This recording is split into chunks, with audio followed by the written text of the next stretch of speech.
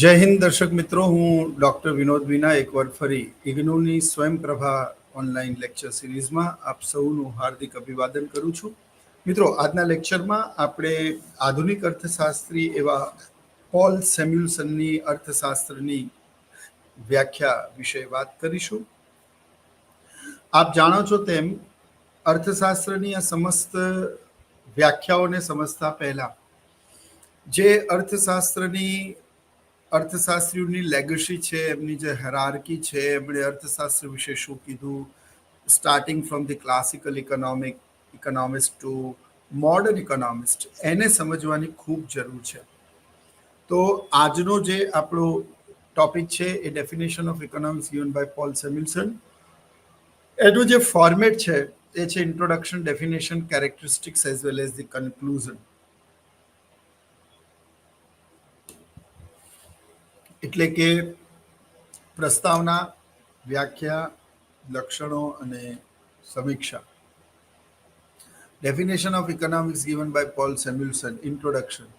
According to Adam Smith. હવે જો સમજવાની બહુ જ મહત્વની વાત છે મિત્રો, મેં કહ્યું તેમ કે તમામ અર્થશાસ્ત્રીઓ જે અલગ અલગ સદીમાં થયા, જે અલગ અલગ જનરેશનના ઇકોનોમિસ્ટ રહ્યા, તેમણે અર્થશાસ્ત્ર વિશે શું કીધું એ સમજવું ખૂબ જ જરૂરી છે.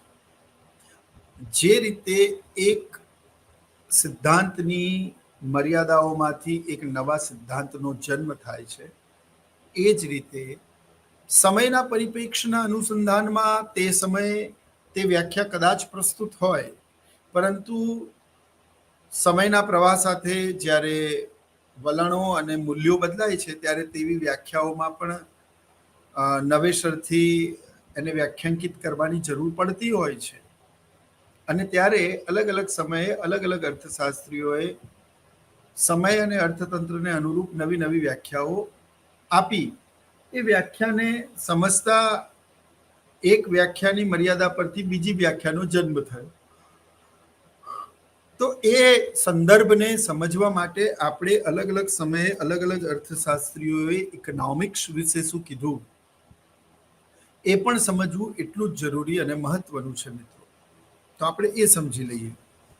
જેમ કે અર્થશાસ્ત્રના પિતા ગણાતા એડમ સ્મિથે ઇકોનોમિક્સને એટલે કે 1776માં તેમની લખેલી પુસ્તક ધ વેલ્થ ઓફ નેશન, એમાં ખરેખર એ પુસ્તકનું પૂરું નામ છે An Inquiry into the Nature and Causes of Wealth of Nation, but shortly it is known as The Wealth of nation, જે 1776માં એડમ સ્મિથે લખી. અને 1776માં જ્યારે એડમ સ્મિથે આ વ્યાખ્યા લખી મિત્રો, ત્યારે એડમ સ્મિથે ઇકોનોમિક્સ વિશે એવું કહ્યું કે અર્થશાસ્ત્ર એ સંપત્તિનું શાસ્ત્ર છે. એટલે એડમ સ્મિથની આ વ્યાખ્યા સંપત્તિની વ્યાખ્યા તરીકે ધ ડેફિનેશન ઓફ વેલ્થ તરીકે ઓળખાઈ. So according to Adam Smith, economics is a science of wealth. એટલે 1776માં ધ વેલ્થ ઓફ નેશન જે પુસ્તક એમણે લખ્યું, એમાં એમણે અર્થશાસ્ત્રને સંપત્તિના શાસ્ત્ર તરીકે ઓળખાવ્યું. એડમ સ્મિથના આ પુસ્તક લખ્યાના પહેલા સુધી અર્થશાસ્ત્રની એક ચોક્કસ અલગ વિષય તરીકેની ઓળખ નહોતી. એ રાજ્યશાસ્ત્રના એક ભાગ તરીકે તેનો અભ્યાસ થતો હતો. ચાણક્યએ પણ એને રાજાએ કઈ રીતે શાસન કરવું જોઈએ, આવક કેવી રીતે વધારવી જોઈએ, કરવેરા કેવી રીતે નાખવા જોઈએ, એની વાત કરેલી, પણ એ રાજ્યશાસ્ત્રના એક ભાગ તરીકે એની વાત કરેલી. તો Adam Smith was the person who gave the different identification or different identity to the economics as a different and unique subject. Adam સ્મિથની આ પુસ્તક લખાયા પછી અર્થશાસ્ત્રના એક અલગ વિષય તરીકે અભ્યાસ એનો શરૂ થયો. સાયન્ટિફિકલી ફર્સ્ટ ડેફિનેશન પણ ઇકોનોમિક્સની એડમ સ્મિથે આપી, જેનો સાર એ હતો કે ભાઈ અર્થશાસ્ત્ર એ સંપત્તિનું શાસ્ત્ર છે. એટલે કે રાષ્ટ્રીય આવક કોઈ પણ રાષ્ટ્રની કેવી રીતે વધે, એ રાષ્ટ્રની જીડીપીમાં કેવી રીતે વધારો થાય, એ તમામ બાબતો અર્થશાસ્ત્રના અભ્યાસ અને વિષય વસ્તુના મુદ્દાઓ છે એવું તેમણે જણાવ્યું. એટલે એમના મતે ઇકોનોમિક્સનું કામ કોઈ પણ રાષ્ટ્રની રાષ્ટ્રીય આવક, તેના રાષ્ટ્રીય ઉત્પાદન અને સંપત્તિમાં વધારો કરવાનું છે. પરંતુ પ્રશિષ્ટ અર્થશાસ્ત્રી એવા એડમ સ્મિથની 18મી સદીમાં આપેલી આ વ્યાખ્યા ને એના સંદર્ભમાં એની મર્યાદાઓ જણાવતા પ્રોફેસર માર્શલે economics is a science of welfare પોતાના પુસ્તક ધ પ્રિન્સિપલ ઓફ ઇકોનોમિક્સમાં 1890માં એમણે દર્શાવ્યું કે અર્થશાસ્ત્ર એ કલ્યાણનું શાસ્ત્ર છે. એટલે એમણે એવું કહ્યું કે ભાઈ રોટલી સોનાની હોય પણ એ ખાઈ ના શકાય. આનો અર્થ એ થયો મિત્રો કે આનો અર્થ એવો થાય કે માત્ર ને માત્ર સંપત્તિ વધારવી એ જ કોઈ પણ સાયન્સનું અલ્ટિમેટ ગોલ ન હોવું જોઈએ. ખરેખર સાયન્સના વિજ્ઞાનના કેન્દ્ર સ્થાને તો માનવ હોવો જોઈએ અને માનવ કલ્યાણમાં કેવી રીતે વધારો કરી શકાય, એના જીવન ધોરણને કેવી રીતે સુધારી શકાય, how can we uplift the standard of the living of the people or the society, that is most important rather than give the more weightage on the wealth. એટલે સંપત્તિ કરતાં વધારે મહત્વનું માનવ છે અને ખરેખર માનવ ધન જ એ કોઈ પણ રાષ્ટ્રની સંપત્તિ છે અને એટલા જ માટે આજે વિશ્વના તમામ દેશો હ્યુમન રિસોર્સની વાત કરે છે, હ્યુમન કેપિટલની વાત કરે છે, એમાં મૂડીરોકાણ કરવાની વાત કરે છે. આ વાત વર્ષો પહેલા પ્રોફેસર માર્શલે પોતાના પુસ્તક ધ પ્રિન્સિપલ ઓફ ઇકોનોમિક્સમાં કહ્યું અને 1890માં લખાયેલા આ પુસ્તકમાં તેમણે સંપત્તિથી પણ વધારે ભાર એ માનવીય કલ્યાણને આપ્યો અને તેમના મતે economics is a science of welfare.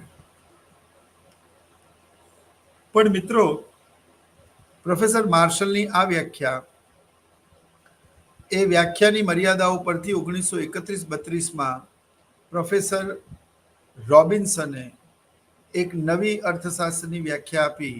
1931-32માં તેમના લખેલા પુસ્તક an S A on the nature and significance of ઇકોનોમિક્સમાં તેમણે ઇકોનોમિક્સને the subject of scarcity or choice, એટલે કે અર્થશાસ્ત્ર એ પસંદગી અને અછતનું શાસ્ત્ર છે, એટલે કે અછત અને પસંદગીનું શાસ્ત્ર છે.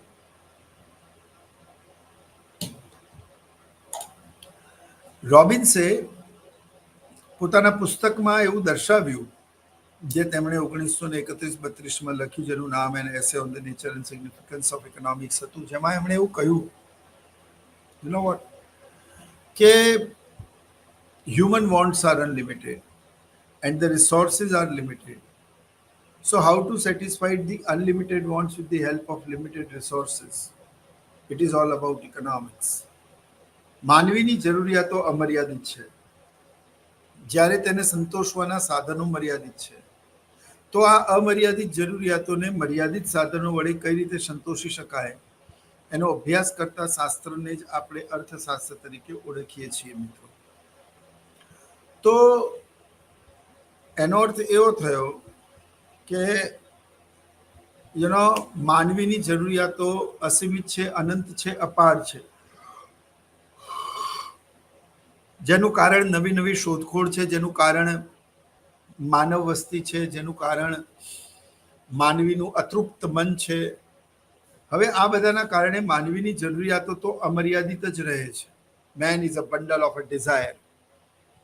પણ સામે તેને સંતોષવાના સાધનો જેવા કે જમીન, મૂડી, શ્રમ અને નિયોજન એ સીમિત છે, એ મર્યાદિત છે અને એ સીમિત અને મર્યાદિત હોવાને લીધે અર્થશાસ્ત્રમાં સમસ્યાઓનો જન્મ થાય છે. હવે એમાં પસંદગી કેવી રીતે, એટલે અર્થશાસ્ત્ર અછતનું શાસ્ત્ર છે, એ તો તમે સમજી ગયા. Economics is a science which studies human behavior as a relation between ants and scarce means which have alternative uses. એટલે આ તો વાત અછતની થઈ કે માનવીય જરૂરિયાતો અમર્યાદિત છે, પરંતુ તેને સંતોષવાના સાધનો જમીન, મૂડી, શ્રમ, નિયોજન એ મર્યાદિત છે. અને એટલા જ માટે એક સમસ્યા ઉદ્ભવે છે જેને કેન્દ્રવર્તી સમસ્યા અથવા સેન્ટ્રલ પ્રોબ્લેમ કહેવાય છે. What to produce, where to produce, what will be the price, how to distribute, how to produce and how to increase the productivity of the economy, that is most important. એટલે આ જે સમસ્યાઓ થઈ અને એના માટે અર્થશાસ્ત્ર એ અછતનું શાસ્ત્ર છે. હવે એ પસંદગીનું શાસ્ત્ર કેવી રીતે છે? તો જરૂરિયાતો તો મિત્રો અમર્યાદિત છે, સાધનો મર્યાદિત છે, એટલે સાધનોની અછત છે, પણ એ અછત ધરાવતા સાધનો પણ વૈકલ્પિક ઉપયોગ ધરાવે છે. એટલે એક સાધનનો એક કરતા વધારે ઉપયોગ છે અને સાધનોનો વૈકલ્પિક ઉપયોગ હોવાના કારણે આપણે શ્રેષ્ઠ વિકલ્પ કયો, શ્રેષ્ઠ પસંદગી કઈ, શ્રેષ્ઠ વળતર કયું ફોર્મેટ આપી શકે, કયું કોમ્બિનેશન આપી શકે, કયો વિકલ્પ આપી શકે, that we have to choose it. આપણે પસંદ કરવું પડે ને એટલા જ માટે અર્થશાસ્ત્રને પસંદગીનું શાસ્ત્ર પણ કહેવામાં આવે છે. જો તમે ના સમજ્યા તો હું સમજાવું. જેમ કે મારી પાસે જમીનનો ટુકડો હોય તો એ જમીનના ટુકડા ઉપર હું ખેતી કરી શકું, ઘર બનાવી શકું, હોસ્પિટલ બનાવી શકું, સ્વિમિંગ પુલ બનાવી શકું, મોલ ખોલી શકું, સ્કૂલ ખોલી શકું, કોલેજ ખોલી શકું. આ બધું જ હું કરી શકું મિત્રો. તો આમાંથી શ્રેષ્ઠ વિકલ્પ કયો, that I have to choose it. સે ફોર એક્ઝામ્પલ કે ભાઈ ખેતી કરવું એ શ્રેષ્ઠ વિકલ્પ છે કે સ્કૂલ ખોલવી એ શ્રેષ્ઠ વિકલ્પ છે. તો સ્કૂલ ખોલવી એ શ્રેષ્ઠ વિકલ્પ હોય તો કઈ સ્કૂલ ખોલવી, આર્ટ્સ, કોમર્સ કે સાયન્સ કે ત્રણે ખોલવી? તો કે આર્ટ્સ, કોમર્સ, સાયન્સ ત્રણે ખોલો. પછી એવો વિકલ્પ આવે કે કયું બોર્ડ લેવું, સીબીએસઈ, આઈસીઆઈસીઆઈ બોર્ડ અથવા તો ગુજરાત બોર્ડ, કયું બોર્ડ લેવું? તમે એવું કહો સીબીએસઈ બોર્ડ, ઓકે ચલો સીબીએસઈ, ગુજરાત બોર્ડ. હવે ગુજરાત બોર્ડમાં લઈએ તો કયું medium, English medium, Gujarati medium, girls school કે બોયઝ સ્કૂલ, મોર્નિંગ કે નૂન, કેટલા બધા વિકલ્પો આવે છે. અને સ્કૂલ ખોલ્યા પછી બી બીજા વિકલ્પો તો ચાલુ જ રહેશે. આમ માણસ કે વ્યક્તિ પાસે ઉપલબ્ધ અનેક વિકલ્પોમાંથી શ્રેષ્ઠ વિકલ્પ કયો છે જે એને વધારે સારી તક અને વધારે વળતર આપી શકે છે. That we have to choose it. And in that particular sense, economics is a subject of choice also. આટલા બધા વિકલ્પોમાંથી શ્રેષ્ઠ વિકલ્પ કયો છે એ તમારે પસંદ કરવો પડે છે. એટલા જ માટે અર્થશાસ્ત્રને પસંદગીનું શાસ્ત્ર પણ કહેવામાં આવે છે મિત્રો. તો આ રીતે રોબિન્સે પોતાની વ્યાખ્યામાં અર્થશાસ્ત્રને અછત અને પસંદગીનું શાસ્ત્ર જણાવ્યું.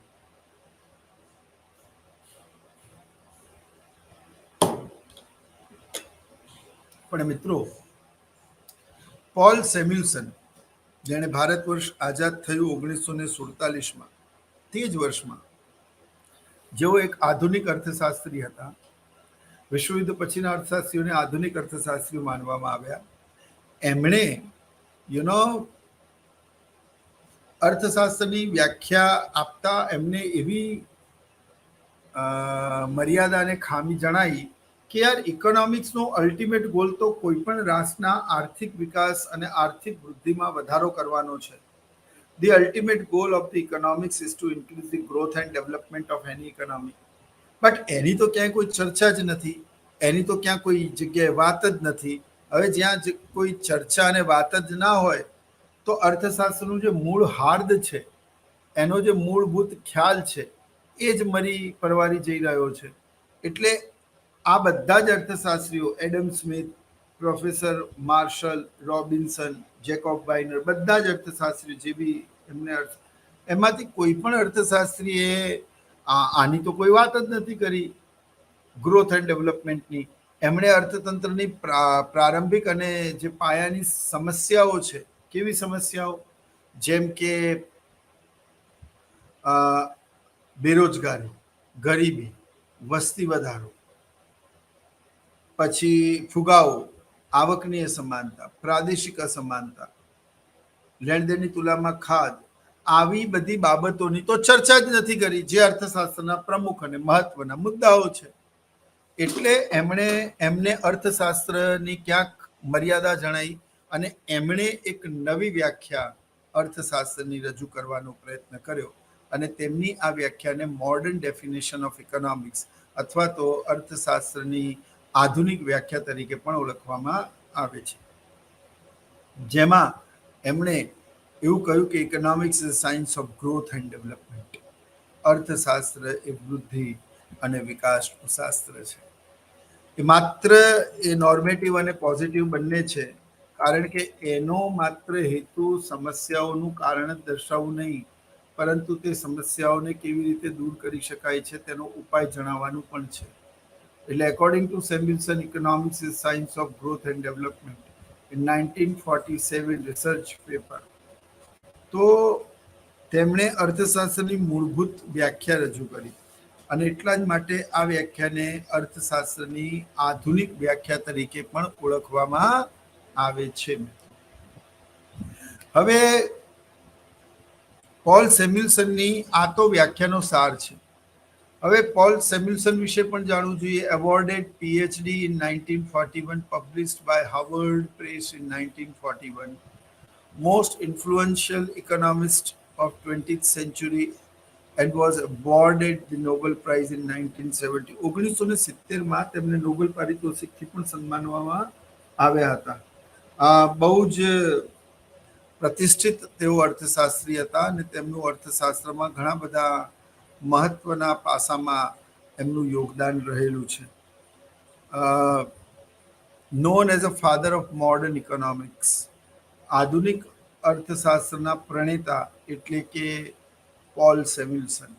એટલે અર્થશાસ્ત્રના પિતા તરીકે તો એડમ સ્મિથને ઓળખવામાં આવે છે, પરંતુ આધુનિક અર્થશાસ્ત્ર જે 20મી અને 21મી સદીથી શરૂ થયું એ આઈ મીન ટુ સે અર્થશાસ્ત્રને ના પિતા તરીકે પોલ સેમ્યુલસનને ઓળખવામાં આવે છે. His definition also known as the modern definition of economics. એમની વ્યાખ્યાઓ મેં આગળ કહ્યું તેમ એ અર્થશાસ્ત્રની આધુનિક વ્યાખ્યાઓ છે. મિત્રો, પોલ સેમ્યુલસને અર્થશાસ્ત્રની જે આધુનિક વ્યાખ્યા આપી, એવું નથી કે તે પછી વ્યાખ્યા નથી આવી. તે પછી ઘણા અર્થશાસ્ત્રીઓએ પણ અર્થશાસ્ત્રને પોતાની રીતે ડિફાઇન કરવાનો પ્રયત્ન તો કર્યો જ છે. પણ તમને પરીક્ષામાં એવું પૂછાઈ શકે કે which definition is known as the modern definition of economics, then you have to write the Paul Samuelson. They give the name of the economists who gave the modern definition of economics. જે ચાર અર્થશાસ્ત્રીઓના નામ આપ્યા હોય તો તમારે pole સેમ્યુલસન લખવાનું. કયા અર્થશાસ્ત્રીએ અર્થશાસ્ત્રને સંપત્તિના શાસ્ત્ર તરીકે ઓળખાવ્યું? તો એડમ સ્મિથ. કયા અર્થશાસ્ત્રીએ અર્થશાસ્ત્રને કલ્યાણલક્ષી પાસાથી સમજાવ્યું? તો એ પ્રોફેસર માર્શલ. કયા અર્થશાસ્ત્રીએ અર્થશાસ્ત્રને અછત અને પસંદગીનું શાસ્ત્ર કહ્યું? તો તે રોબિન્સ. તો આ જ રીતે કયા અર્થશાસ્ત્રીની વ્યાખ્યાને આધુનિક વ્યાખ્યા કહેવામાં આવે છે? તો એ તમે પોલ સેમ્યુલસનનું નામ લઈ શકો છો. તો મિત્રો, પોલ સેમ્યુલસન એ આધુનિક અર્થશાસ્ત્રના પિતા કહેવાય છે. પોલ સેમ્યુલસન એ વેલફેર ઇકોનોમિક્સમાં પણ ખાસું એવું કોન્ટ્રીબ્યુશન કરેલું છે. અભિવ્યક્તિ પસંદગી ઉપર પણ મિલ્ટન ફ્રીડમેનની જેમ એમણે પણ પોતાના વિચારો રજૂ કરેલા છે. એટલે પોલ સેમ્યુલસન એ અર્થશાસ્ત્રમાં ખૂબ જ મહત્વનું અને સન્માનીય નામ છે. હવે એમણે ઇકોનોમિક્સ વિશે શું કહ્યું મિત્રો, એ આપણે સમજીએ કે economics is science studies how people and society choosing without the use of machine to employ scarce productive uses to produce various commodities and distribution them for consumption. આનો અર્થ એવો થયો કે અર્થશાસ્ત્ર એક વિજ્ઞાન છે જેનો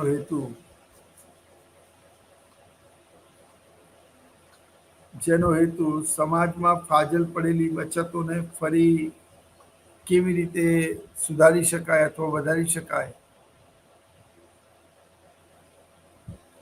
બરાબર, અને એ વધેલા ઉત્પાદનને લોકો વચ્ચે કેવી રીતે એની વહેંચણી કરી શકાય, how to distribute, that is most important. તો મિત્રો, અર્થશાસ્ત્ર એક વિજ્ઞાન છે જે લોકો દ્વારા મર્યાદિત સાધનો વડે કઈ રીતે ચીજ વસ્તુનું ઉત્પાદન કરી અને તેમને વિભાજિત કરવા એ પણ એક મહત્વનો મુદ્દો છે. એટલે આ પોલ સેમ્યુલ્સનની વ્યાખ્યા થઈ.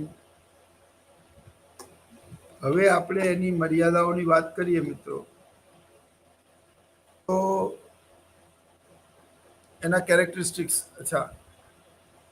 હવે એના કેરેક્ટરિસ્ટિક્સની વાત કરીએ તો જો પહેલું કેરેક્ટરિસ્ટિક છે એમ્ફાસાઇઝ ઓન ઇકોનોમિક પ્રોબ્લેમ. તમે ઇકોનોમિક પ્રોબ્લેમથી શું સમજો છો છોકરાઓ? તો ઇકોનોમિક પ્રોબ્લેમ શું છે? ઇકોનોમિક પ્રોબ્લેમ એ છે કે ઇકોનોમિક્સમાં વસ્તીનો વધારો, બેરોજગારીનો વધારો, ગરીબીનો વધારો, ભ્રષ્ટાચારનો વધારો, લેણદેણની તુલનામાં ખાધ, આ બધી ફુગાવો, આ બધી શું છે? મૂળભૂત સમસ્યાઓ છે. અને આ મૂળભૂત સમસ્યાઓમાંથી કોઈ પણ રાષ્ટ્રને કેવી રીતે બહાર લાવી શકાય એ અર્થશાસ્ત્રનો વિષય વસ્તુ છે. એટલે ઇકોનોમિક્સ હંમેશા ન કેવલ સમસ્યાઓ, મેં કહ્યું તેમ તે પોઝિટિવ અને નોર્મેટિવ બંને છે. એટલે તે માત્ર સમસ્યાઓ ઉપર જ નહીં, પણ એને કેવી રીતે રિસોલ્વ કરી શકાય એના ઉપર પણ એ ધ્યાન આપે છે. એટલે એને નોર્મેટિવ અને પોઝિટિવ બંને કહેવાય છે.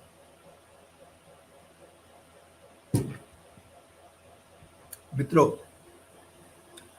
આનો અર્થ એવો બી થાય કે અર્થશાસ્ત્ર માત્ર સમસ્યાઓ નથી દર્શાવતું, પણ એ સમસ્યાઓનું સમાધાન પણ દર્શાવે.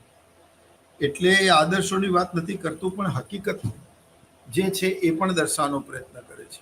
અને એટલા જ માટે અર્થશાસ્ત્ર એ આદર્શલક્ષી, નોર્મેટિવ અને પોઝિટિવ બંને છે. હવે મિત્રો,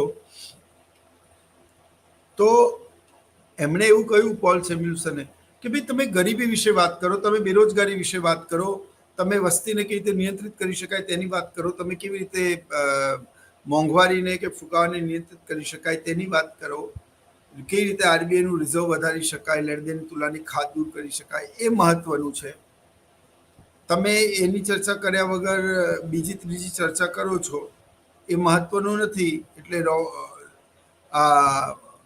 પોલ સેમ્યુલ્સને એવું કહ્યું કે ભાઈ કોઈ પણ સાયન્સનું અલ્ટિમેટ ધ્યેય તે માનવ કલ્યાણમાં વધારો કરવાનું હોવું જોઈએ, એમાં ઘટાડો કરવાનું નહીં. એટલે એમણે સૌથી પહેલા તો ઇકોનોમિક પ્રોબ્લેમની વાત કરી. હવે ઇકોનોમિક પ્રોબ્લેમ એટલે એવી સમસ્યાઓ જે સળગતા પ્રશ્નો છે સમગ્ર વિશ્વમાં અને જે ઉકેલ માંગી રહ્યા છે, અથવા તો જે નિર્ણયની કે જે પોલિસીની રાષ્ટ્રની આવક અને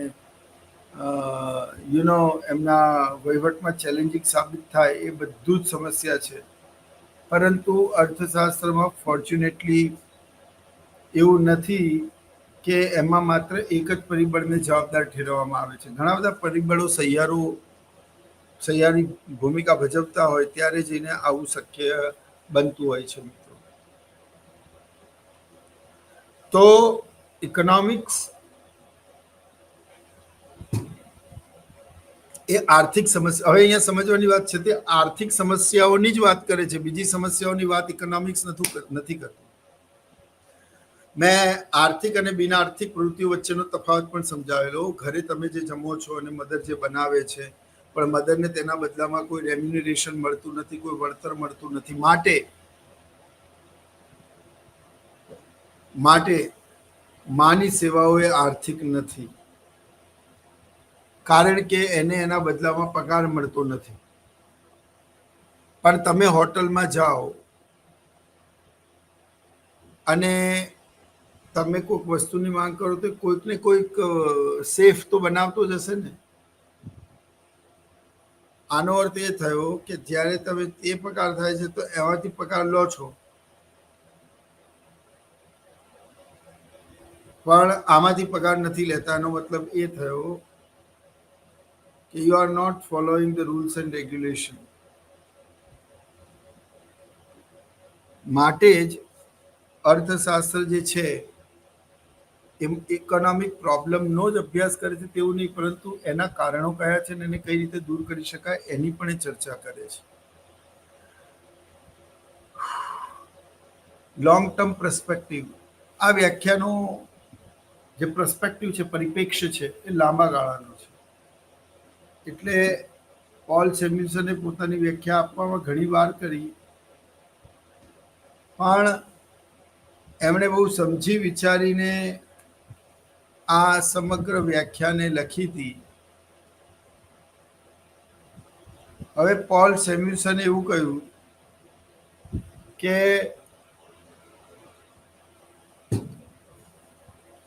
કેન્સે જે રીતે તો કહ્યું કે લાંબે ગાળે તો આપણે બધા મરી ગયા હોઈશું, એટલે કોઈ પણ સિદ્ધાંતની પ્રસ્તુતતા તો ટૂંકા ગાળામાં તપાસી શકાય. પણ આ વ્યાખ્યામાં સેમ્યુલ્સને લાંબા ગાળાની વાત કરી છે. અને લોંગ પર્સપેક્ટિવનો મતલબ એવો છે કે એ જે તે સાધન કે જે તે બાબતની આપણે ચર્ચા કરીએ છીએ એ લાંબા સમય સુધી એમાં બદલાવ થવાનો નથી, એટલે એનો પર્સપેક્ટિવ બહુ લોંગ છે. પછી ઇકોનોમિક્સ એક ડાયનામિક એપ્રોચ ધરાવે છે. કોણ મને કહેશે ડાયનામિક એપ્રોચ એટલે શું? તો ડાયનામિક એપ્રોચનો મતલબ એવો મિત્રો કે જે સતત બદલાતું રહે. હવે હું તમને 1 કલાક અહીંયા ભણાઈને જઈશ ને એવામાં તો ઇકોનોમીના કેટલાય ડેટા મિત્રો બદલાઈ ગયા હશે. ગરીબી શું, બેરોજગારી શું, વસ્તી શું, વિદેશ વેપારનો ડેટા પણ બદલી ગયો છે. એના કારણે શું થાય કે અર્થશાસ્ત્ર એ સતત પરિવર્તન પામતું શાસ્ત્ર છે. તાજ મહેલને શારજાએ બનાવ્યો તો બનાવ્યો, હવે એમાં શારજા પણ જતા રહ્યા અને એમના વારિસ પણ જતા રહ્યા, પણ એ જે છે એ છે જ. બરાબર. તો પ્રોફેસર પોલ સેમ્યુલ્સનના મતે ઇકોનોમિક્સ એ માત્ર માહિતી આપનારો વિષય નથી, આંકડાકીય માહિતી આપનારો વિષય નથી. Economics is also a useful in such type of the critical situations. એટલે મિત્રો અર્થશાસ્ત્ર જે છે એ અર્થશાસ્ત્ર એ ડાયનામિક છે, સતત બદલાતો રહે છે. જો છોકરાઓ, ઇતિહાસ એક એવો વિષય છે જે બધી જગ્યાએ કોમન રહેવાનો અને જે સત્ય ઘટના બની ગયેલી છે એના ઉપર બેઝ રહેવાનો, એમાં કોઈ ફેરફાર નહીં થવાનું, because that was a past.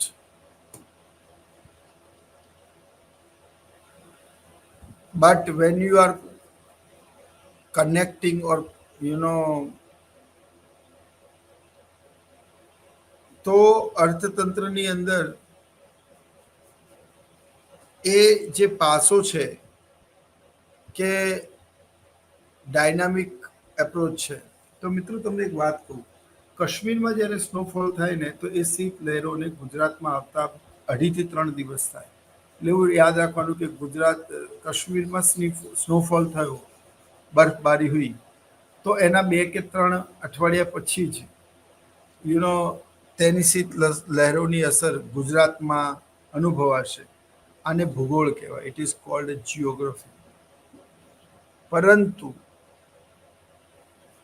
પરંતુ અમેરિકાના નાસ્ડેકમાં સહેજ પણ ફેરફાર થાય તો તેની સીધી અસર મુંબઈ શેર સ્ટોક માર્કેટ ઉપર થાય, અને ઇકોનોમિક્સ કહેવાય.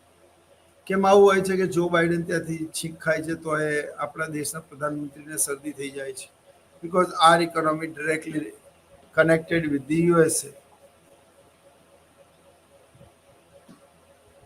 મેં તમને લોકોને કહેલું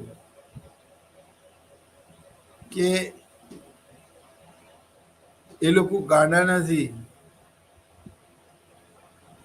આનો અર્થ એવો થયો કે ઇકોનોમિક્સ સતત પરિવર્તન પામતો વિષય છે.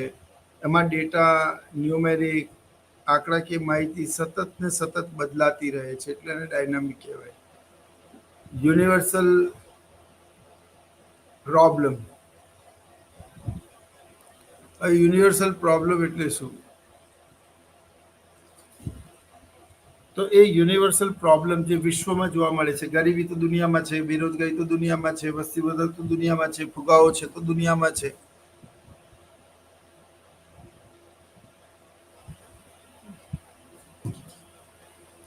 તો મિત્રો આ જે સમસ્યા છે જેને યુનિવર્સલ પ્રોબ્લેમ કહેવામાં આવે છે એનો પણ ઉકેલ અર્થશાસ્ત્ર આપે છે. તો પોલ સેમ્યુલ્સને કીધું કે this is not only the role of the economics that human wants are unlimited and resources are limited. So by choosing or by reducing or increasing the welfare of the society એવું કરવાથી economics conclude ના થાય. એટલે એમણે શું કીધું કે એ universal concept છે. તો યાર વૈશ્વિક સ્તરે દુનિયાના દેશોમાં બેરોજગારી છે, વૈશ્વિક સ્તરે ગરીબી છે, વૈશ્વિક સ્તરે વસ્તી વધારો છે, વૈશ્વિક સ્તરે ફુગાવાની સમસ્યા છે. ઇનફેક્ટ ચલો વસ્તી વધારો નહીં,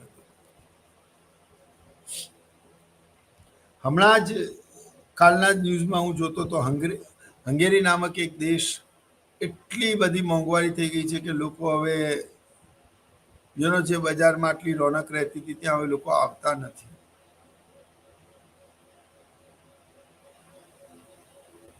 તો એનો અર્થ એવો થયો કે અર્થશાસ્ત્ર સતત બદલાતો વિષયનો છે અને એમાં એવી પ્રોબ્લેમની સમાવેશ થાય છે જે યુનિવર્સલ હોય, જે રાખી શકાય. પછી છે કમ્પેરેટિવ કન્સેપ્ટ. તો પોલ સેમ્યુલ્સનની આ ડેફિનેશન એ કમ્પેરેટિવ છે. ગરીબી તો ભારતમાં ગરીબી કેટલી, તો બ્રાઝિલમાં કેટલી, તો ચીનમાં કેટલી, બીજા દેશોમાં કેટલી, બેરોજગારી તો ભારતમાં બેરોજગારી દર કેટલો છે, શ્રીલંકામાં કેટલો છે, પાકિસ્તાનમાં કેટલો છે, ચાઇનાનો કેટલો છે. આ રીતે તમે એને મેઝર કરી શકો છો.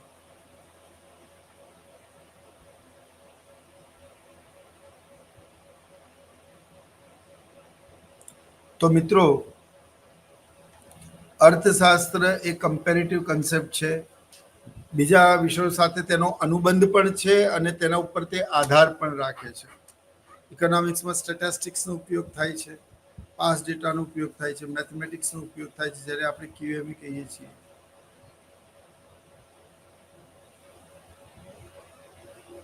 એટલે અર્થશાસ્ત્ર જે છે એ ડાયનામિક છે as well as its keeps on changing. મેં કહ્યું તમારો આ 1 કલાકનો લેક્ચર લઈને જઉં ત્યાં સુધી તો ઇકોનોમીના ઘણા બધા ડેટા મિત્રો બદલાઈ ગયા હશે. એટલે આ બહુ અઘરું છે.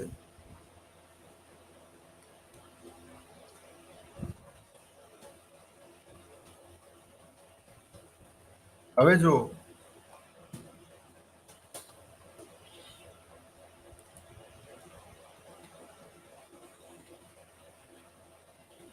કમ્પેરેટિવ કન્સેપ્ટ છે. Order respective. હવે ઓર્ડર રિસ્પેક્ટિવનો મતલબ શું થયો? એટલે કે ઇકોનોમિક્સમાં એક ચોક્કસ ક્રમ છે. સૌથી પહેલા ધ્યેય નક્કી કરવો, એની માહિતી એકત્રિત કરવી, માહિતીનું વર્ગીકરણ કરવું, એનું વિશ્લેષણ કરવું, ત્યાર પછી પ્રયોગ દ્વારા સત્યને સાબિત કરવું, આ વિજ્ઞાનનું કામ છે. તો ઇકોનોમિક્સ પણ એ સેમ પ્રોસિજરને ફોલો કરે છે જેને સાયન્સ ફોલો કરે છે. And that's why economics known as economics as a unique and different subject.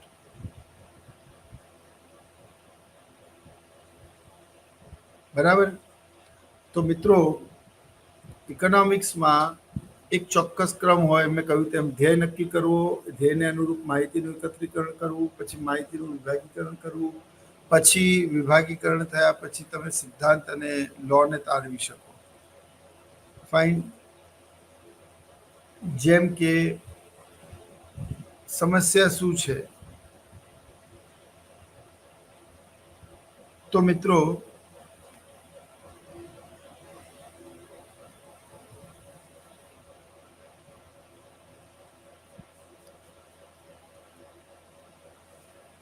અમુક અર્થશાસ્ત્રી એવું માને છે કે અર્થશાસ્ત્ર એક વિજ્ઞાન છે.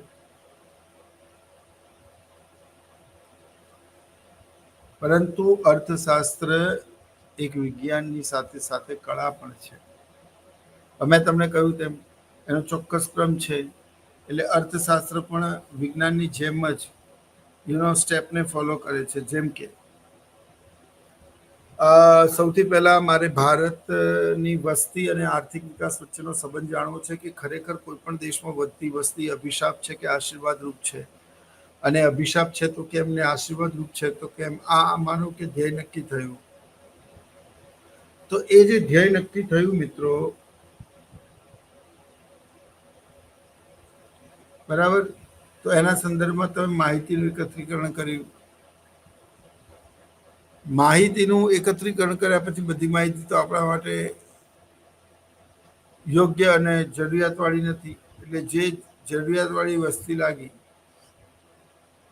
એ આપણે ખરીદી. હવે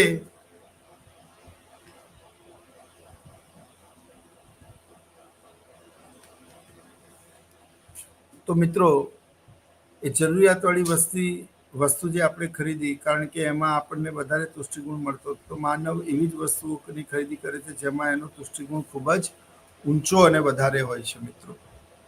હવે એ સાયન્સ છે એવું તો અર્થશાસ્ત્રીઓ માનતા હતા. હવે મેં આર્થિક વિકાસ અને વસ્તી વચ્ચેનો સંબંધ દર્શાવવા માટે માહિતી એકત્રિત કરી કે ભાઈ છેલ્લા 50 વર્ષના વસ્તીના ડેટા, છેલ્લા 50 વર્ષના આર્થિક વિકાસના ડેટા. હવે જેમ જેમ વસ્તી વધે છે તેમ તેમ આર્થિક વિકાસ થયો છે કે નહીં, અને આર્થિક વિકાસ થયો છે તો એનું શ્રેય કોને જાય, અને જો એ નથી થયો તો એનું ડિસ્ક્રેડિટ કોને જાય, એ પણ શોધવું અને એની પણ ચર્ચા કરવી. આમ એડમ સ્મિથથી લઈને પોલ સેમ્યુઅલ્સન સુધી એક વાત તો સમજાવે છે કે ઇકોનોમિક્સનું કામ એ માત્ર સમસ્યાઓ દર્શાવવું નહીં, પરંતુ એનો કેવી રીતે ઉકેલ શોધવો એ પણ છે. બરાબર, તમે સમસ્યા બતાવી દો પણ એનો ઉપાય ના બતાવો તો વ્યક્તિની શું વ્યથા થાય. તો એવું જ ઇકોનોમિક્સમાં પણ પોલ સેમ્યુઅલ્સને બધાને આઈ મીન ટુ સે કેવી રીતે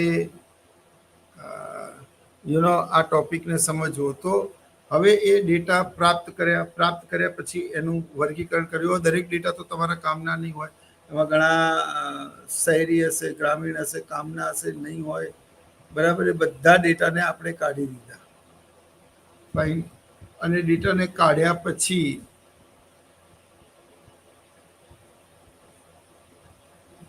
એનું રિપ્રેઝન્ટેશન થાય છે. હવે એનું રિપ્રેઝન્ટેશન એટલે શું? તો બાયફર્કેશન થયા પછી એનું એનાલિસિસ થાય. બધા ડેટા આપણે રાખી ના શકીએ, એટલે જેટલા કામના હોય એટલા રાખવાના, બાકીના ડેટા સાઈડમાં કરવાના. હવે આનાથી શું થાય કે હવે જ્યારે તમે વિશ્લેષણ કરો છો ત્યારે તમને એવું લાગે છે કે હા યાર, વધતી જતી વસ્તીનો અર્થતંત્ર ઉપર અસર તો થાય જ છે. એટલે તમે એક નવો સિદ્ધાંત આપો છો, વસ્તી સંક્રમણનો સિદ્ધાંત, ધ પોપ્યુલેશન ટ્રેપ થિયરી. અને એ હજી પણ MA લેવલમાં પણ ભણવામાં આવે છે. ફાઇન. તો આ વસ્તી વધારાના જે કારણો છે એ મેં તમને ભણાયા. હવે એની સમસ્યાઓ શું છે એ પણ આપણે જો કે જોવું જોઈએ, પણ આમાં તો એનું ચડિયાતુંપણું જ દર્શાવવામાં આવ્યું છે. પરંતુ જે 7મા નંબરની મર્યાદાઓ તમે જુઓ છો ને મિત્રો, કે ઇકોનોમિક્સ ઇઝ અ સાયન્સ, તો વાત એવી છે કે ઘણા અર્થશાસ્ત્રીઓ એવું માનતા હતા that economics is not a science, economics is an art. Art કોને કહેવાય એ મહત્વનું છે. તો મિત્રો,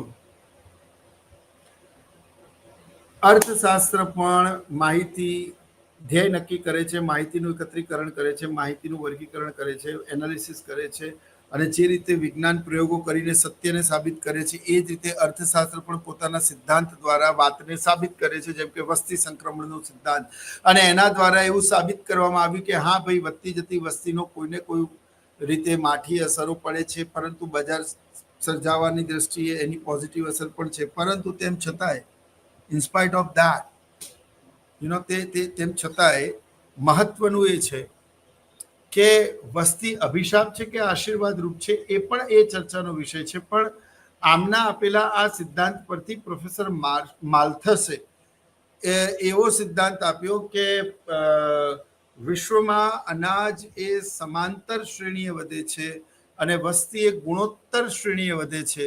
અને આ જ રીતે જો વધતું રહ્યું અને વિશ્વમાં વસ્તીના કારણે, વધતી જતી વસ્તીના કારણે જે સંસાધનો છે, જે રિસોર્સિસ છે, એના ઉપર એટલું બધું ભારણ આવી જશે કે આવનારા સમયમાં 3જું વિશ્વયુદ્ધ એ પાણી અને ખોરાક માટે થશે, એવું એમણે કહ્યું. પરંતુ એમણે જે કંઈ પણ કહ્યું એને કોઈને કોઈ થિયરીનો તો બેઝ લીધો જ હશે ને, એટલે એ બેઝ લેવામાં પણ મદદ કરેલી. તો વાત માત્ર એટલી છે મિત્રો કે અર્થશાસ્ત્રમાં પણ વિજ્ઞાનની જેમ જ એ જ પ્રોસિજરને ફોલો કરવામાં આવે છે જેને વિજ્ઞાન કરે છે. વિજ્ઞાન પ્રયોગો દ્વારા પોતાનું સત્ય સાબિત કરે છે. અર્થશાસ્ત્ર પોતાના સિદ્ધાંતો, થિયરી, સમીકરણો દ્વારા સત્યને સાબિત કરે છે. તો આમ ઇકોનોમિક્સ પણ એક સાયન્સ છે, પણ ઘણા અર્થશાસ્ત્રીઓ એવું માનતા હતા કે economics is not a science, economics is an art. હવે આર્ટ કોને કહેવાય? તો સ્કિલ અને ટેલેન્ટમાં ફરક છે ને, એ રીતે આર્ટમાં પણ ફરક છે. સ્કિલ ડેવલપ કરી શકાય ટ્રેનિંગ સાથે, શીખીને, અનુભવ દ્વારા. ટેલેન્ટ ગોડ ગિફ્ટેડ હોય, નેચરલ હોય. કોઈ નેચરલ એથ્લેટ હોય, એનું બોડી જે પ્રકારનું હોય, એના શરીરની સંરચના જ એના માટેની હોય કે એના માટે કોઈ બહુ જ સરસ ગાયક હોય તો એ કુદરતી એનો વોઇસ જ એટલો સરસ હોય એટલે ગોડ ગિફ્ટ કહેવાય. હવે આર્ટ એટલે કોઈ વ્યક્તિ પોતાના ટેલેન્ટ દ્વારા, કોઈ સ્કિલ દ્વારા પણ બીજા કરતા વિશિષ્ટ રીતે કાર્ય કરવાની રીત કે મેથડ. તો દક્ષિણ પૂર્વ અને પશ્ચિમ યુરોપના જે અર્થશાસ્ત્રીઓ હતા એ એવું માનતા હતા કે economics is not a science but economics is an art. અર્થશાસ્ત્ર એ વિજ્ઞાનનું નહીં પરંતુ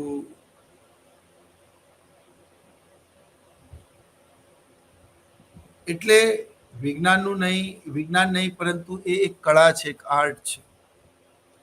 જેમ કે તમે કોઈકને ક્યારેક ને ક્યારેક કોઈક સમયે એને ક્લિક તો કર્યો હશે, ફોટો તો પાડ્યો હશે, કોઈ નહીં તો તમે તમારી જાતને સેલ્ફીમાં તમે ફોટો પાડ્યો હશે, કોઈકે મોબાઈલ આપી દીધો હશે, તમે ફોટો પાડ્યો હશે.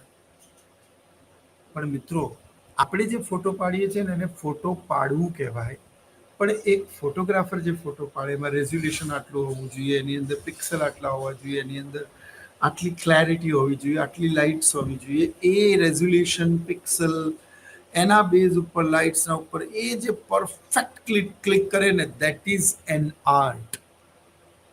એ કળા છે. 145-150 માઇલની સ્પીડે આવતી બોલને એકદમ સ્ટ્રેટ ડ્રાઈવ મારી દેવો કે પોઈન્ટ ઉપર 6 મારી દેવું કે એને પુલ કરીને છક્કો મારી દેવો, જે સચિન તેંડુલકર, ધોની કે વિરાટ કોહલી કરે છે, તો એ એક આર્ટ છે. It is absolutely an art. Archery, it's absolutely an art, you know. તો અમર્યાદિત જરૂરિયાતોને મર્યાદિત સાધનો વડે કેવી રીતે સંતોષી શકાય એ એક કળા છે. એટલે અર્થશાસ્ત્ર વિજ્ઞાન નથી પણ કળા છે એવું ઘણા અર્થશાસ્ત્રીઓ માનતા હતા. એટલે જે પોલ સેમ્યુલ્સને એવું કીધું કે ઇકોનોમિક્સ ઇઝ અ સાયન્સ, તો એવું બી બને કે ઇકોનોમિક્સ એ સાયન્સ તો છે પણ સાથે સાથે એ કળા પણ છે, એ આર્ટ પણ છે. જો કે ઇકોનોમિક્સ ઇઝ એન આર્ટ એવું બિલીવ કરનારા અર્થશાસ્ત્રીઓનું પ્રમાણ ખૂબ જ ઓછું હતું.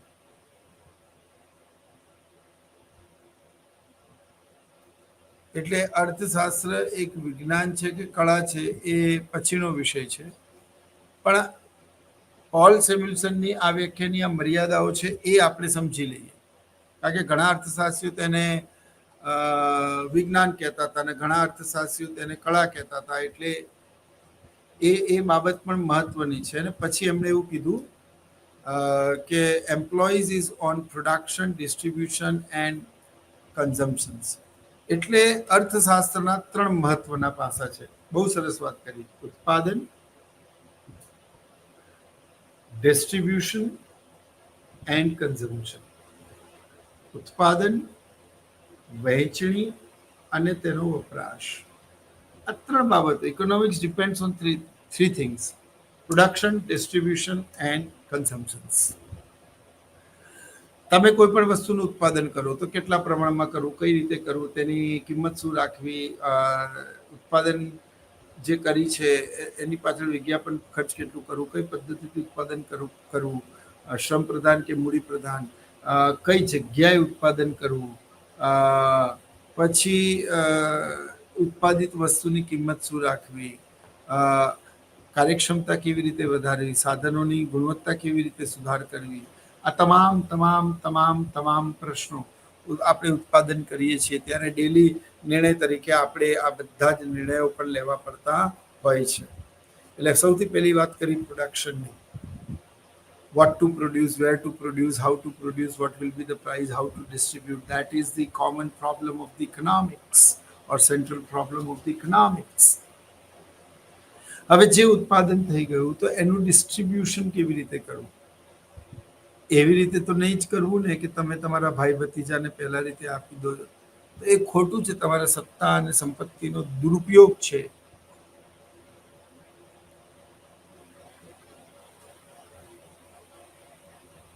એટલે સત્તા અને સંપત્તિનો દુરુપયોગ ન થાય એટલા માટે દરેક વ્યક્તિને પોતાની ઓળખ પ્રમાણે અને પોતાના કેલિબર પ્રમાણે વસ્તુઓ મળે એ મહત્વનું છે. અને એટલા માટે ઉત્પાદન પછી સૌથી મહત્વની વાત એ વહેંચણીની આવે છે. જો તમે ચોક્કસ કિંમત રાખશો અથવા ઊંચી કિંમત રાખશો તો ધનિકો તો ખરીદી લેશે, ગરીબો કેવી રીતે ખરીદશે? એટલે ગરીબ પણ એ આ દેશનો નાગરિક છે, એ પણ એક મત આપે છે અને એનું પણ ભારતની નૈસર્ગિક સંપદા પર એટલો જ હક છે જેટલો મુકેશ અંબાણી કે કોઈક ધનિક વ્યક્તિનો છે. એટલા માટે તમે વહેંચણી કરતી વખતે એવું પણ ધ્યાન રાખો કે સમાજના નીચામાં નીચા તબક્કાના લોકો સુધી પહોંચે. The real development it's a development which is start from top but finish up to bottom. તો એ શિખરથી તળ સુધી વિકાસના લાભો દરેક સુધી પહોંચે એ જ મહત્વનું છે. એવું જ એડમ સ્મિથથી લઈને પોલ સેમ્યુલ્સન પણ કહે છે. એટલે વહેંચણી થવી બહુ જરૂરી છે. ગરીબો પણ ભણી શકે એટલે મ્યુનિસિપાલિટી સ્કૂલ પણ બનાવવી પડે, ગરીબોનો પણ ઈલાજ થઈ શકે એટલે સિવિલ હોસ્પિટલ અને સરકારી હોસ્પિટલ્સ બનાવવા પડે, એમનો પણ ઈલાજ થઈ શકે. માટે રેલવે સરકારે પોતાના હાથ પૂરતી રાખવી પડે, પોસ્ટ ઓફિસ પણ સરકારે પોતાની હાથ પૂરતી રાખવી પડે. નહીતર તો એવું થઈ જાય કે આ બધી જ વસ્તુઓની કિંમતો એટલી બધી વધી જાય કે એક સામાન્ય વ્યક્તિ તો તે ખરીદી જ ના શકે. હવે ઉત્તર પ્રદેશથી, બિહારથી, કોઈ રાજ્યથી મહેનત મજદૂરી કરનાર વ્યક્તિ જ્યારે આપણા દેશમાં આવે અને તમે રેન્ટ એટલું બધું વધારી દો કે એનું 3 મહિનાનો સેલરી જ જો એ મળવા જાય તો ખર્ચ થઈ જાય. માટે તે પોતાના પરિવારથી દૂર રહે છે.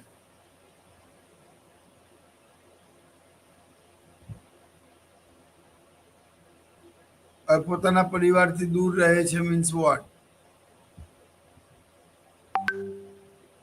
એનો અર્થ એવો થયો કે એ વ્યક્તિ એટલું ઊંચું ભાડું એ ખર્ચીને જઈ શકતો નથી.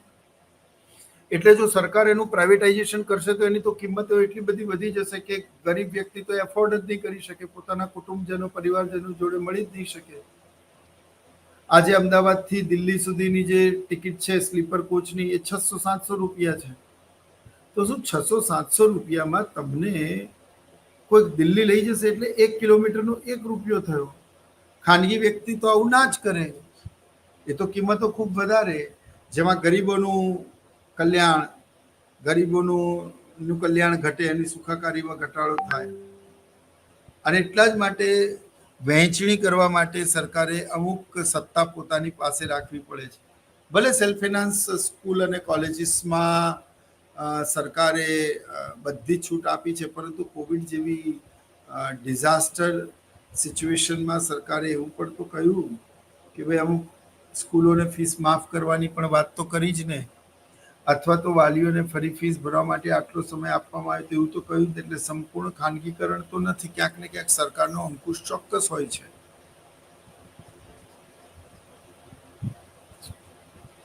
અને એટલા જ માટે મિત્રો વહેંચણીમાં કોઈ પણ વ્યક્તિ આપણા સમાજનો રહી ના જાય એ ખૂબ જ મહત્વનું છે. એટલે વહેંચણી પણ અગત્યની છે. એટલે સમાજના નીચામાં નીચા તબક્કા સુધી ટ્રેન પહોંચે,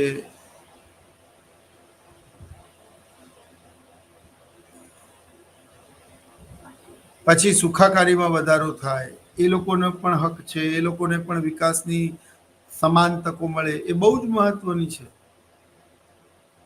તે વહેંચણી પણ મહત્વની છે. છેલ્લે છે વપરાશ. So economics depends on three things: production, consumptions, production, distribution and consumption. તો આપણે અત્યારે કન્ઝમ્પશન્સની વાત કરીએ. જો વપરાશ નહીં થાય તો માંગ નહીં થાય, માંગ નહીં થાય તો ઉત્પાદન નહીં થાય, ઉત્પાદન નહીં થાય તો રોજગારી નહીં વધે, રોજગારી નહીં વધે તો રાષ્ટ્રીય હક નહીં વધે, રાષ્ટ્રીય હક નહીં વધે તો આર્થિક વિકાસ નહીં થાય. કન્ઝમ્પશન્સ થવું ખૂબ જ જરૂરી છે. તમને વિશ્વના બે ફેમસ અર્થતંત્રની વાત કરું. એક યુએસએ છે ને એક જાપાન છે. હવે તમે યુએસએ ની વાત કરો તો USA, the American people are believe to consume like anything, expanse like anything. ત્યાં રિબર્થનો કોઈ કન્સેપ્ટ નથી. એટલે માનવ જીવન અમૂલ્ય છે, એક જ વખત મળ્યું છે, તો લીવ લાઈફ કિંગ સાઇઝ. બીજું કે સોશિયલ કોસ્ટ ત્યાં બિલકુલ નથી.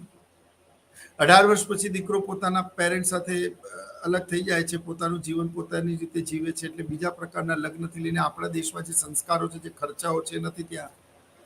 અને ગવર્મેન્ટ તરફથી રિટાયરમેન્ટ પછી હાઈલી સ્ટાઇપેન્ડ મળે છે, because you are a citizen of the USA. અને એટલું હાઈલી સ્ટાઇપેન્ડ મળે છે કે બહુ જ સારી રીતે પોતાનું જીવન નિર્વાહ કરી શકે, નોનવેજ ખાઈ શકે અને તમામ પ્રકારનું લીકર લઈ શકે. એને ત્યાં આનંદ પ્રમોદની વસ્તુ અથવા તો જરૂરિયાત સમજવામાં આવે છે, એ એની પૂરી કરી શકે. then why should we are savings and compromising with the life? એટલે એ લોકો ખર્ચ કરે છે. હવે જો ખર્ચ વધવાથી માંગ વધે છે. કેન્સે જે કહ્યું અસરકારક માંગની વાત કરી, માંગ વધવાથી શું થાય? ઉત્પાદન વધારવું પડે. ઉત્પાદન વધારવા માટે તમારે વધારે લોકોને રોજગાર આપવી પડે. રોજગારી વધે તો આવક વધે, લોકોની આવકના સરવાળાને રાષ્ટ્રીય કહેવાય. રાષ્ટ્રીય વધે તો દેશનો આર્થિક વિકાસ થાય. તો જો યુએસ ઇકોનોમી એ ડેવલપ ઇકોનોમી છે. કન્ઝમ્પશન ઇન્ડેક્સ યુએસનો ખૂબ સારો છે. Now when we are talking about the Japan, દુનિયામાં સૌથી ઓછું ખર્ચ કરનારા જાપાનીઝ લોકો, બહુ સાદગીથી જીવન જીવનારા જાપાનીઝ લોકો, લાકડાના ઘરોમાં રહેનારા જાપાનીઝ લોકો, એ લોકો બહુ જ ઓછું ખર્ચ કરે છે. હવે જો એક તરફ અમેરિકન ઇકોનોમી કન્ઝ્યુમ કરે છે, ખર્ચ કરે છે, આ લોકો બચત કરે છે, બહુ ઓછું ખર્ચ કરે છે જાપાનીઝ લોકો. તેમ છતાં પણ ઇકોનોમી તો ડેવલપ થાય છે. હવે એ લોકો બચત કરે, બચત ક્યાં જાય? બેંકમાં જાય. બેંક પાસે થાપણો અને લિક્વિડિટી વધે, એટલે વ્યાજનો દર ઘટે. વ્યાજ દર ઘટે તો મૂડીરોકાણ વધે, મૂડીરોકાણ વધે તો ઉત્પાદન વધે, ઉત્પાદન વધે તો રોજગારી વધે, રોજગારી વધે તો આવક વધે, આવકનો સરવાળો રાષ્ટ્રીય આવક કહેવાય. વ્યક્તિઓની આવકનો સરવાળો રાષ્ટ્રીય કે રાષ્ટ્રીય વધે તો દેશનો આર્થિક વિકાસ થાય. તો તમે જોઈ શકો છો કે જાપાન પણ ડેવલપ છે, યુએસએ પણ ડેવલપ છે, બંને વિકસિત દેશોની શ્રેણીમાં આવે છે. પણ અર્થશાસ્ત્રની દ્રષ્ટિએ બંનેના વિકાસની જે પરિભાષા છે, પ્રક્રિયા છે, એ અલગ અલગ છે. એટલે અર્થશાસ્ત્રી એવું માને છે કે ઇકોનોમીમાં કાં તો પ્યોર સેવિંગ્સ થવી જોઈએ, કાં તો પ્યોર એક્સપેન્સ થવું જોઈએ. Now when we are talking about Indian economy, તો તમે જોઈ શકો છો કે ભારતના લોકો neither making absolutely savings nor making absolutely I mean to say cost. Marwari વ્યક્તિ ખર્ચ ના કરે, મિતવ્યયી હોય. ગુજરાતી બહુ ખર્ચાળ હોય. ભારતના કોઈ પણ રાજ્યમાં જતા રહો, તમને ત્યાં જીજેની ગાડી મળશે. જ્યારે વિશ્વના કોઈ પણ ખૂણામાં જતા રહો, ગુજરાતી લોકો હરવા ફરવા, ખાવા પીવા માંડ. તો એક તરફ તો સેવિંગ છે, એક તરફ બચત છે અને એક તરફ ખર્ચ છે. લોકો તો નોર એબ્સોલ્યુટલી એક્સપેન્સ કરે છે, નોર એબ્સોલ્યુટલી સેવ કરે છે. અર્થશાસ્ત્રીનો મતે કાં તો પૂર્ણ ખર્ચ થવું જોઈએ, કાં તો પૂર્ણ બચત થવી જોઈએ, તો ઇકોનોમીનો વિકાસ શક્ય બને છે. એટલે જ્યારે એવું પ્યોર સેવિંગ્સ કે પ્યોર કન્ઝમ્પશન થવા લાગશે ને, ત્યારે ઇન્ડિયન ઇકોનોમીનો પણ વિકાસનો દર વધશે મિત્રો. તો જે પોલ સેમ્યુલ્સને કીધું કે અર્થશાસ્ત્ર 3 બાબતો પર ડિપેન્ડન્ટ છે: પ્રોડક્શન, ડિસ્ટ્રીબ્યુશન એન્ડ કન્ઝમ્પશન્સ. બીજી કે અર્થશાસ્ત્રની જે સમસ્યાઓ છે એ સમસ્યાઓ ગરીબી, બેરોજગારી, વસ્તી, આવકની અસમાનતા, પ્રાદેશિક અસમાનતા, ફુગાવો, આ બધી સમસ્યાઓ પર વિચાર કરવો જરૂરી છે. આ બધી સમસ્યાઓના કારણો અને તેને દૂર કેવી રીતે કરી શકાય અથવા તો ઘટાડો કેવી રીતે કરી શકાય એના ઉપર ચર્ચા કરવી જરૂરી છે. એ જ અર્થશાસ્ત્રનું મૂળ કાર્ય છે. જે બીજા અર્થશાસ્ત્રી ના કહી શક્યા કે કરી શક્યા એ એમણે કહ્યું અને એમણે કર્યું. અને એટલા જ માટે ઇકોનોમિક્સને the science of growth and development સેમ્યુલ્સનના મતે કહેવાયું. તો મિત્રો, આજના લેક્ચરમાં આટલું જ. I hope you enjoying the lecture. અને પોલ સેમ્યુલ્સનની આ વ્યાખ્યા અર્થશાસ્ત્રની જે તેમણે આપી એ તમને એનો ખ્યાલ આવ્યો હશે. આવતા લેક્ચરમાં એક નવા ટોપિક સાથે આપણે ફરી મળીશું. ત્યાં સુધી હું ડૉક્ટર વિનોદ મીના આપનાથી રજા લઉં છું. આવનારા લેક્ચરમાં એક નવી શ્રેણી સાથે ફરી આપણે ઇગ્નુની આ સ્વયંપ્રભા ચેનલ પર મળીશું. ત્યાં સુધી જય હિન્દ, નમસ્કાર.